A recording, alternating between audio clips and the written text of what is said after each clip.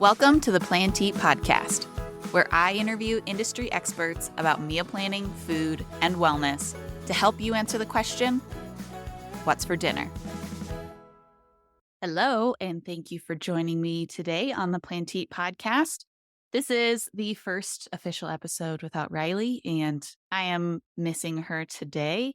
It was a little strange to do a podcast interview without my normal co-host, but hopefully you still enjoy it. Today, I had the pleasure of interviewing Erin Jensen. She is the food blogger over at the Skillet. And today we talked about how she transitioned from being a lawyer into being a full-time food blogger, kind of how she gets her inspiration for the recipes that go on her food blog. She talks about the Whole30 and gives some tips for if you're interested in starting the Whole30. And yeah, we just talk about food and recipes, and I hope you enjoy this interview. Erin, thanks so much for joining me on the podcast today. Thank you for having me. So why don't you just give our audience a little overview of who you are and what you do? So my name is Erin Jensen, and I run a healthy-ish food blog called The Skillet. I've been doing that since 2015. Before that, I was a lawyer, mom of 3 little girls, wife to my husband, Mike, who's a high school science teacher, and we live in the Twin Cities area in Minnesota. Wow, so previously a lawyer and now a food blogger. What was that transition like? Um, that was interesting, and unexpected, obviously. It's just as some background, I've always loved business. When I was little, I would start little businesses in my house, doing chores for my mom and whatnot. So I've always loved entrepreneurship just naturally. But I kind of I also enjoy the art of a good argument. So that led me to become a lawyer. But I've also always loved food, and kind of as a creative outlet, I started cooking on the weekends. So I would be a lawyer all week, and on the weekends for fun, I would pick out recipes from cookbooks and make them, and that was just kind of my fun thing to do that weekend. Mm. And then I kind of discovered Pinch of Yum and their income reports that they used to publish, which were invaluable to me because it opened my eyes to the fact that you can actually make money doing this thing called food blogging. So I decided to start a food blog, and it really was just for fun in the beginning. Um, my pictures were horrible, and I didn't know what natural lighting was. I didn't know anything. And I just kind of started doing it. And as I read more and more about it, my competitive side kind of kicked in, and I wanted to challenge myself to try and make some money doing it, which I did. Started very, very slowly. And eventually I was like, hey, I think I want to do this full time. I had one little girl at the time, and the thought of being able to have a more flexible schedule to spend more time with her, be at home when she got home from school and whatnot. It just kind of became a goal of mine. So for 3 years, basically, I would work full time as a lawyer during the day, come home, do the family thing, and then once kids went to bed at night, I would stay up for like 3 or 4 hours and work on my blog, and then I would shoot recipes on the weekend. So bless my husband's heart for putting up with me for those few years because pretty much worked all the time.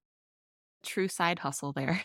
Yes, it was intense, and um I kind of get a little obsessive compulsive about things like that. It's just kind of all I could focus on. That was my one goal, and I was going to make it happen. So when my third daughter was born in 2018, at that point, I guess to be fair, I dropped down to 4 days a week at my law firm. I did ask to do that so that I could have another day to kind of work on things because it was getting to be a little too much. But then when my third daughter was born in 2018, I went on maternity leave, and then I didn't go back. Do you miss the life of a lawyer at all? I don't know if I miss the life of it.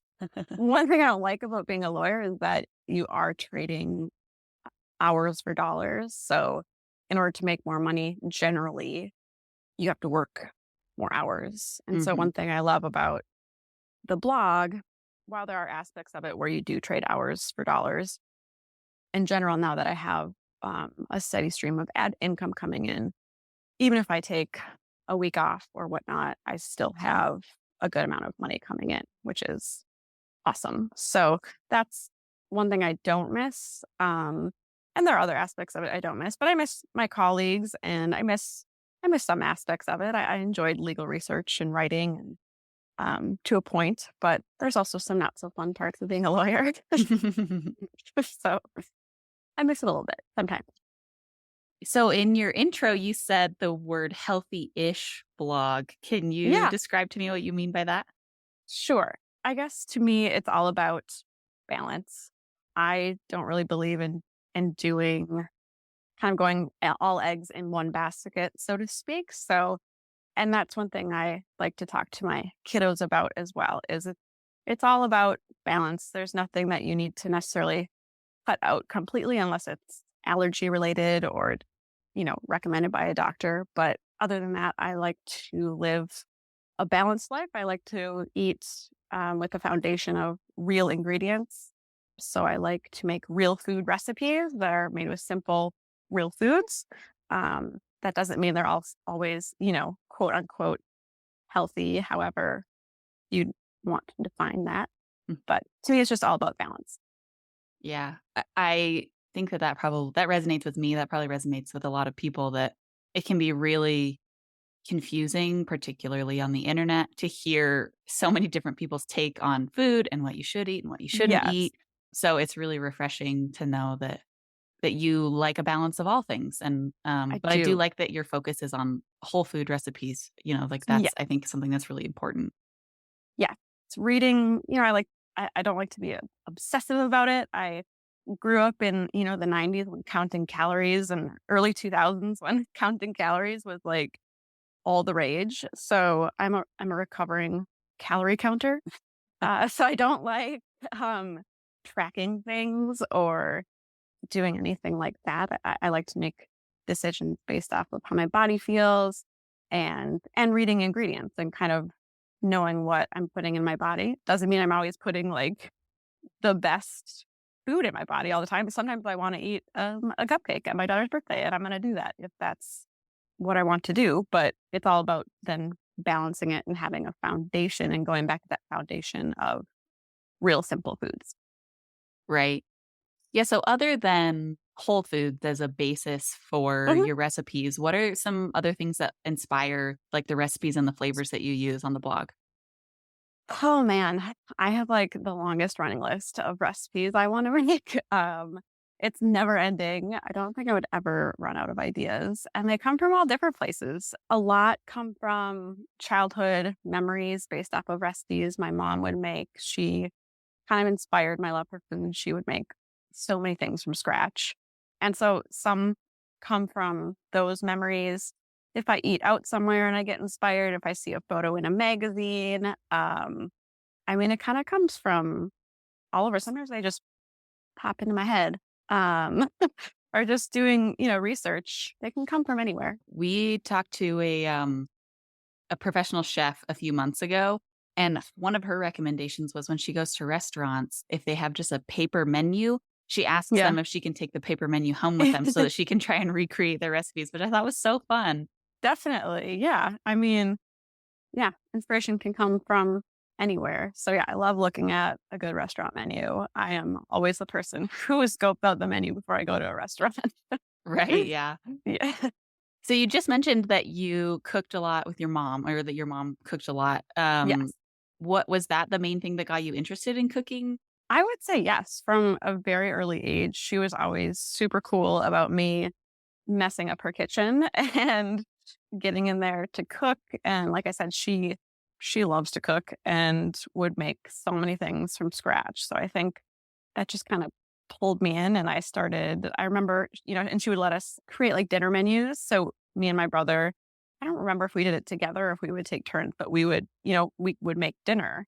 And I always thought that that was super fun. And even back, I mean, it's funny looking back, I'm now not surprised I ended up doing what I'm doing, but at the time. I never really thought of like food as a career, but it was always something that I was drawn to. Even like back before I married my husband, old boyfriends, I remember like planning menus for them and like cooking. And I did that for my husband as well. I think I still have a copy of a menu. I made him like a 5-course dinner just like for fun on the weekend. Like, and whenever I go to bookstores, I always would go to the cookbook section and just peruse the cookbooks. So yeah. But to circle back to your original question, yes, my mom really inspired, I think, my love for home cooking, cooking from scratch. And I love it that she was cool about me, getting her kitchen all dirty. So I try to do the same thing with my girls. Yeah, I think there's a really cool transition here that I'm thinking of you going from being a lawyer, which is like a very logical profession, to Yeah. this much more creative profession related to cooking. And I personally find people's different outlets for creativity really interesting. And it's interesting to think about, like, well, what made one person a writer and Hmm. a different person a musician, and some people like a chef or whatever. And I really just think that cooking is so accessible for Yes. everybody. Like, we Yes. all have to eat every day, and Yes. it is such Yes. a natural part of our lives and our families that Hmm. it's just I don't know, it's a special creative outlet, I think. I totally agree. And there's so many, like, it's just, you'll never run out of ways to make a recipe different. Or, there's so many recipes out there. And then within each recipe, you can tweak so many little things, serve it differently. And yeah, the creativity is kind of endless. It's just getting to that point where you feel comfortable to make those changes without being scared of Mhm. ruining your dinner or something. Yeah. Yeah, what is your favorite part of blogging? Is it the recipe creation process? Is it the writing? What's your favorite part? I would say my favorite part is the cooking. I truly do. I love to cook. I don't really get sick of it. I still cook dinner for my family every night. I cook on the weekends. I really don't get sick of it. So my favorite part would probably be recipe research, development, testing, tweaking. And then I really love photography. I think that's part of the reason my blog has grown the way it has. And I do some photography for, brands and even other food bloggers as a separate stream of income. So I really do love that part as well. I have help with writing at this point. I have two amazing ladies that help me out on the team. So they do a lot of the writing, the copy, and the blog posts, other than obviously the recipe I write.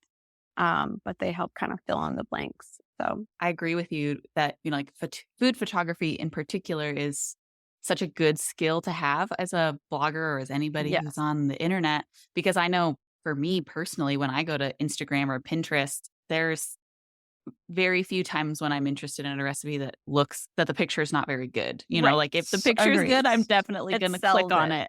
Yeah. Yes, it sells it. Yeah. Agreed. Yeah, we eat with our eyes. So I was reading on your website a little bit about, Hmm. this relates a little bit back to your healthy-ish comment about the Yes. blog, that you Yes. have some experience with Whole30. So why don't you Yes, talk I about that a do. little bit? I would love to. So, when I started my blog, again, it kind of developed out of my love for cookbooks. So there wasn't really a set theme, I would say, that I fell into. And I don't even remember how I got introduced to it. I'm sure it was someone on Instagram mentioned it. And I started doing some research about it. And me and my mom were talking about it. And I was dealing with a lot of acid reflux at the time and a few other issues. And so her and I decided to kind of randomly do a Whole30. I don't remember what year this was. It was a long time ago though. And so obviously before that month started, I did some research about it and I read the book and it just kind of made a lot of sense to me and it clicked for me. A little bit of background on Whole30 for anyone who doesn't know what it is, or maybe you've been misinformed about it, whatever the case may be. But Whole30 is a 30-day, it's an elimination diet. And it's really, at this point in my life, the only diet that I think you would ever see on my food blog. And that is because it's only a 30-day elimination diet. For 30 days, you eliminate a list of ingredients that the emphasis is on may be negatively impacting your body, and every body is different. So everybody's going to have a different experience. So for 30 days, you eliminate these certain food items. And then after the 30 days, you one by one introduce them back in, and you kind of get to see a true reaction from your body of how it deals with those certain foods. For example, dairy, gluten, etc. Hmm. Some people, like one of my best friends did it, and she really didn't feel any different. She was like, I don't know why people do this. Doesn't make me feel any different.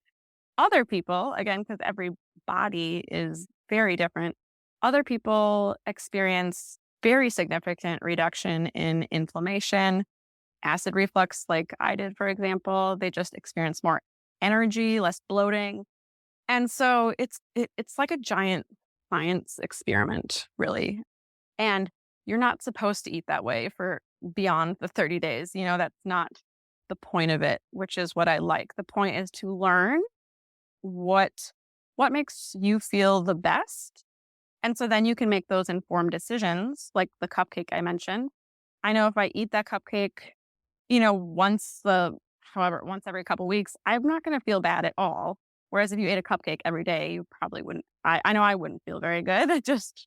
I would feel, I'd probably get a stomach ache, but you kind of learn what works best for you. And then you can go on, they call it living your food freedom, but you kind of just take that information and then you can make any changes that make sense for you.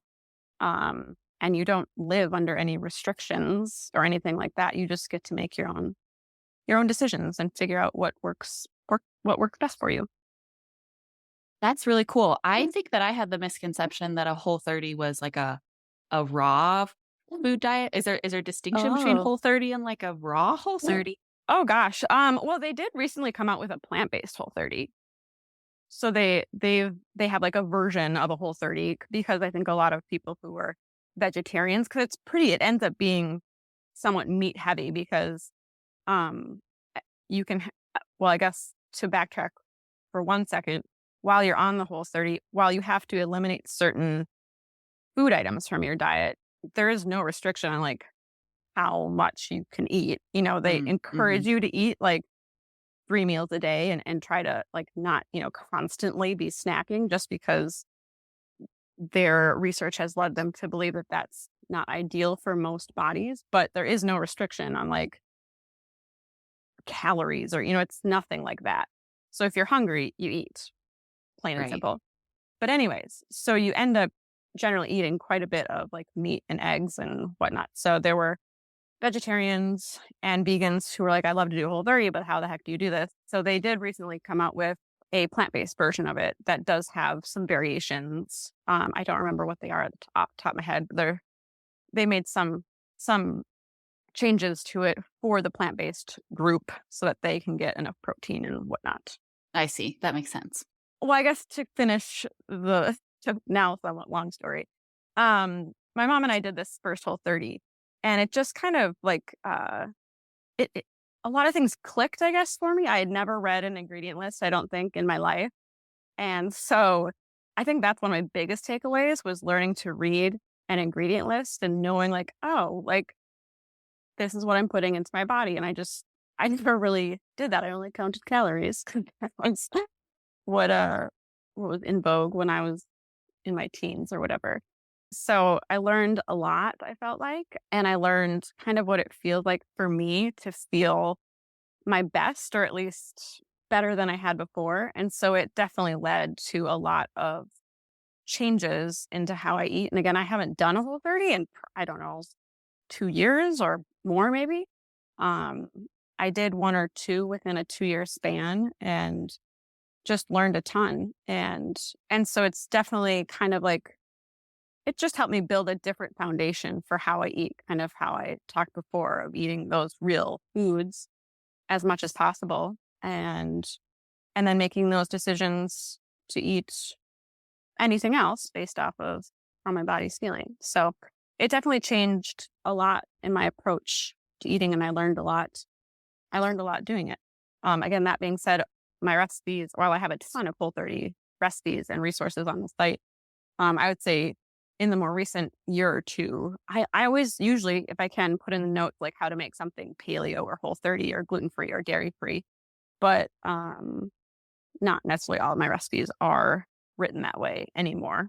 So my blog is kind of um, it's changed over time. So that's kind of where we're at now. Right.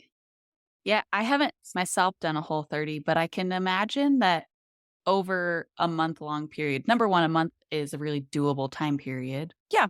but there's also an aspect of it where I think it's that aspect of mindfulness that doing a Yeah. Whole30 would Yeah. bring, that you have more connection with, "Okay, I ate this food, and how does my body feel after Yeah. that?" And Yep. just being a little more intentional about the things that you're putting into your body, and then, like I said, being mindful about, "How is this actually making me feel? Yeah. Is it making me feel better? Do I feel unchanged?" Agreed. Yes. Completely. So yeah. It's a it's a great learning experience if if it's right for you. It's definitely not right for everybody, but I learned a lot from it, and I know a lot of my family members have as well. Mm. So I have 2 questions related to all of that, which the first Sure. one is, do you have any tips for somebody who might be trying to change their style of eating, whether it's they Mhm. wanna do a Whole30 or potentially they've gotten medical advice where they have to change their style of eating? The second one is, do you have any resources for understanding the ingredient lists on items? So the first question, if people are wanting to kind of make some changes in their diet to kind of a more real food diet, I would say again, reading ingredient labels is really eye opening.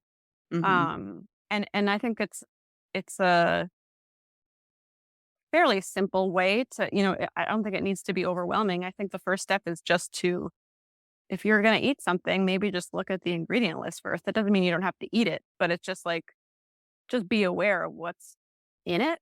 And once you read that ingredient list, maybe you'll be like, wow, this has 25 ingredients in it. Like that seems like a lot depending on what it is Sure. versus something that has one or two ingredients and you can read what they are. That might just be enough to get you interested in learning more so you can educate yourself on making choices that will hopefully make you feel better and more energized. Mm. Yeah, so back to the idea of resources, were there any other blogs or books or anything that you read to Mhm. kind of help you understand, like, I guess the thing that I'm thinking of is that things like sugar can be, quote unquote, hidden inside of food items because they have Right. different names. And so, like, Right. how do you learn about, like, okay, well, what's the difference between these things, and Yeah. what's the, more pure kind of sugar versus these fake kinds and all that stuff? Yeah. I mean, I learned a lot of that through Whole30 because as part of that 30 days, you really do have to read the labels to see if things fall under the Whole30. Hmm. Um, so reading some of the Whole30 resources, they do a good job of breaking down like I'm sure they have a printout actually on their website of like sugar, like things that are actually sugar but aren't called sugar. So they do a really good job on their website of providing those different resources. So I think it would be a good spot to start as a jumping off point, even if you don't want to do one. They just Hmm. have a lot of good resources about reading labels. Yeah, no, that's a good tip. I believe you are also interested in meal planning, right? You're a meal planner yourself, and you have, I am an avid meal planner. yeah, and you have a family of 5. I So, do. I wanna, like, just transition a little bit to Yes. talk about that and how you, manage to, meal plan and please a family of 5 on a regular basis. Totally. Yeah. Meal planning is like the backbone of my week. My husband and I both agree that if we don't plan out our meals for the week, things fall apart very quickly because, like I said, we have all the extracurricular activities, people going everywhere. So I need to have a solid plan. And so what I do is it's usually on Saturdays so that I can order my groceries and then pick them up on Sunday so I can like organize the pantry, clean out the fridge, and get everything fresh and ready to go.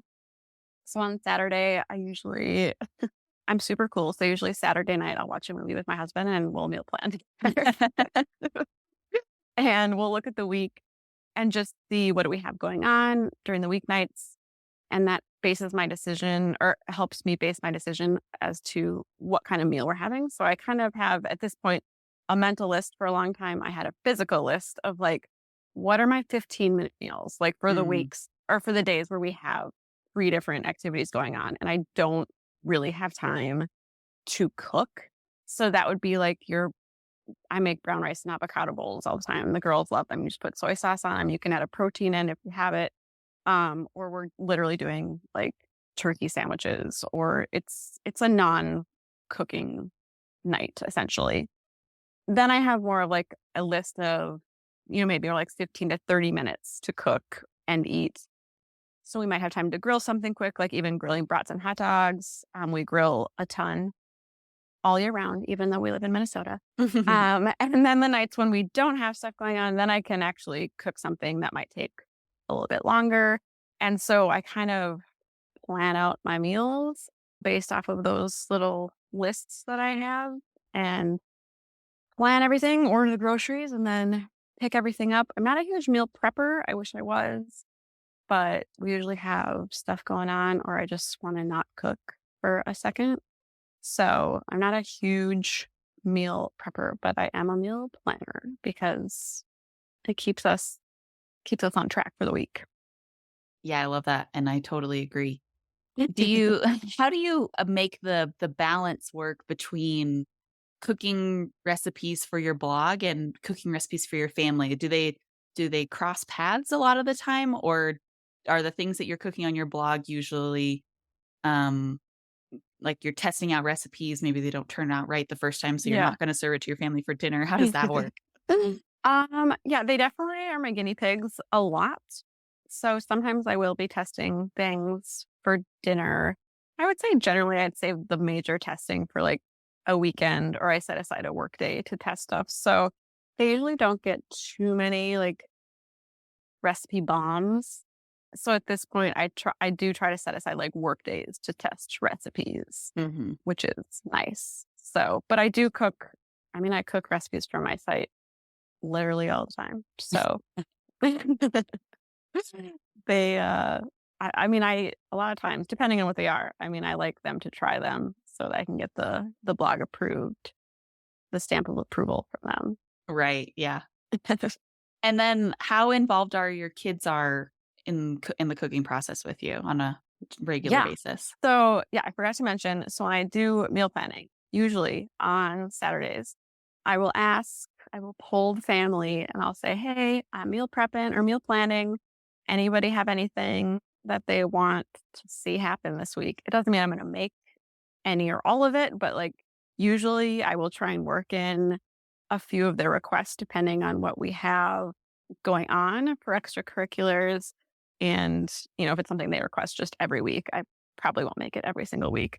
But so they'll give their input and they'll say, we want, taco salad, or we want meatloaf or whatever. And if I can work it in, then I will, just because I want them to be excited about dinners. Mhm. Um, and I want them to eat them. So I will say I don't have super picky kids. So I'm very grateful for that. They eat most things, or at least they're very good about trying everything and giving it like a fair shot. But I do love it when they see the meal plan. So I have like a magnetic meal plan and I put it on the side of the fridge. And so they'll check and see what's for dinner. And I love it when they're like, oh yes, I requested lemon pasta and it's on the menu plan for Tuesday. So I love including them so that they get excited about it. And then as far as like being part of cooking, my oldest is almost 12 and she loves to bake. So she loves to make like muffins for breakfasts or desserts to have. So she is my little baker. The other two, they aren't as like drawn to the cooking process yet anyways, but they're only 8 and 4. So, but my oldest loves to bake. So Yeah, I think that particularly at that age, I would just remember being, 12 years old and thinking like baking. I mean, I know that baking now is science, but like at yeah, that age, it almost feels like magic. Like you put yeah, something in the oven yes. and it looks kind of like gloopy or it's like a Yeah. dough and then it comes out and we're like, wow, this is beautiful and it's really tasty. Yes, agreed. I remember my Easy Bake Oven. Oh, yes, of course. Although it took like 3 hours to cook anything, it was just like a light bulb, I think, Right. but I don't know, but I still loved it. But yeah, so they like being part of the meal planning process, and I think that, if you can include your kids again, obviously there's times where it's like they're asking for lasagna, and it's like, well, I don't have time to make that. But, I do my best. Well, let's see. Is there anything that we have missed that you wanted to share about today? I don't think so. I mean, I know we've talked a lot about Whole30, and I know that's interesting, but I'll just reiterate that I probably haven't done well, I do a few every now and then I sprinkle in the Whole30, like purely Whole30 recipes, especially in January. But I would say the bulk of the recipes that come out of my kitchen these days are just real simple, real food recipes that my family loves. And yeah, I mean, it's just all about good food made with real simple ingredients. And I try my best to write in the notes, how you can adapt them, especially for gluten-free, dairy-free, paleo, etc. So always check out the notes if you see a recipe that you like, but you might not know it. Like it doesn't look Whole30 or it doesn't look paleo. Always check the notes because if it's possible, I'll put in how to tweak it a bit to make it work for you. And if it's kid approved, even better. Yeah, right. Yes, I mean, obviously, you'll see some recipes and be like, okay, I know her kids don't eat that, but they do eat a fair amount. I mean, and we do a ton of dinner recipes. That's probably our biggest area. We turn out a lot of dinner recipes, and my kids, they eat most of them. I don't make food that it's got to be somewhat family friendly because that's how we eat. Right. All right. Well, why don't you share your website and where people can find you on Yeah, social media and anything else related to that? awesome. So my website is the Wooden Skillet, thewoodenskillet.com. I am on Instagram most of the time at the Wooden Skillet. We have Pinterest, we got TikTok, we got all the things. And I would say check out our newsletter. It's pretty easy to find the sign up for that on the site. And we do have a Whole30 email series if you are interested in that to kind of break that down a little bit for you.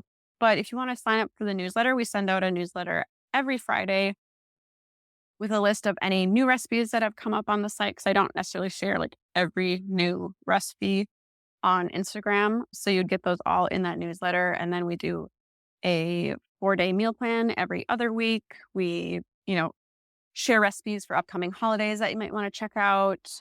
We share products that we've been loving and discount codes and whatnot. So I would sign up for that email if you want to kind of get the lowdown of all the things that are happening. That sounds great. Well, Yeah. let's end the episode by having you talk about a recent recipe that you ate for, any meal, breakfast, lunch, or dinner, and that you just really loved and would want to Yeah. share with our audience. I would say I'm going to share my favorite recipe so far that I have shared this year on the site is a soy ginger salmon rice bowl. It has been so popular with everyone. I love it. My husband loves it. My kids love it. It's easy to adapt. So it's cubed salmon that it's marinated. It's served on rice. You could serve it without rice if you don't want to do that. There's tons of way to modify it. And then there's cucumbers. There's a spicy mayo, edamame. It's all the delicious things in a delicious rice bowl. So that would be my recipe recommendation. That sounds great. Well, Erin, thank you so much for joining me today. And look forward to our audience hearing this episode. Yeah, thank you so much for having me. It was awesome. Thanks for tuning into this episode. You can support the Plan T podcast by subscribing wherever you get your podcasts and leaving us a rating and review on Apple Podcasts and Spotify. Thanks again for listening.